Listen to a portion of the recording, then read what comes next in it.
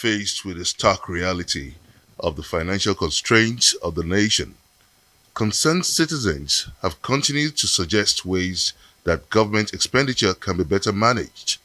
With fuel subsidy gone and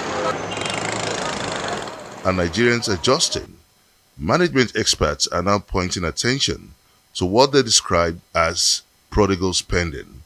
They say government has to stop subsidizing the rich.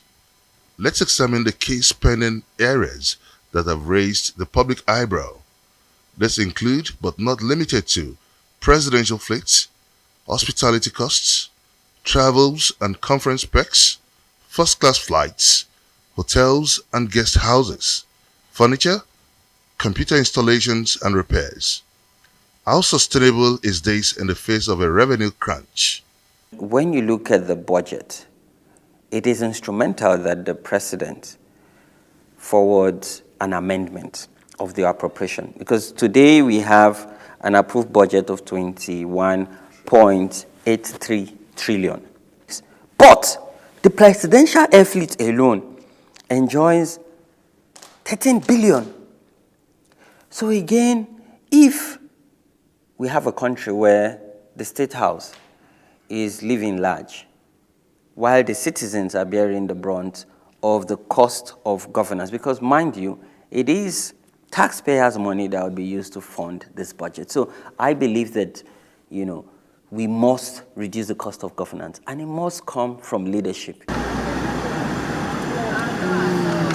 At the Revenue Mobilization Allocation and Fiscal Commission, we took up the chairman on what the commission is doing to prune down the cost of governance.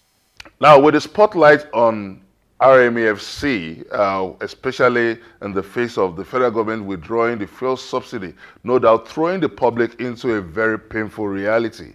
One wonders what the RMEFC is doing to reduce cost of governance, especially the expenditure side of it. We are advocating for the merger of similar agencies that perform similar functions.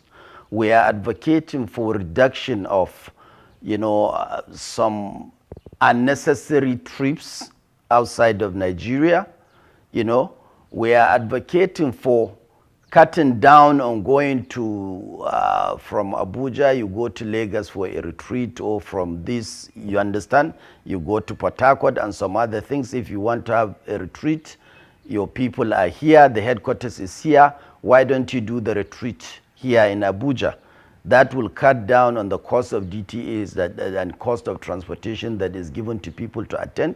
There are many ways, but I can't give you all the entire details now. We must run a country with consequence, and most importantly, we must run a country that provides better service delivery. So if we're not getting value for money, why are we still getting a budget that the recurrent expenditure is very high? Well, I think I still insist you have to give Mr. President a chance. He is barely a month. He has not even formed his own cabinet.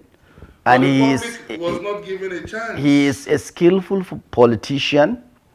He is more like a technocrat. He gets things done.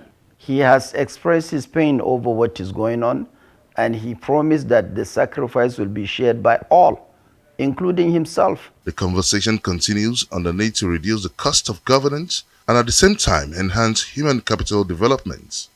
With the ovation of huge economic shock and excruciating pains owing from the federal government's withdrawal of fuel subsidy, the biggest talking point in the land seemed on the need to reduce cost of governance, especially to tackle the skyrocketing expenditure in the public service, and also to tackle the huge allegation of fraud in Nigeria's oil sector. From the Revenue Mobilization, Allocation and Fiscal Commission, Abuja, Gbenga Ashiru, Arise News.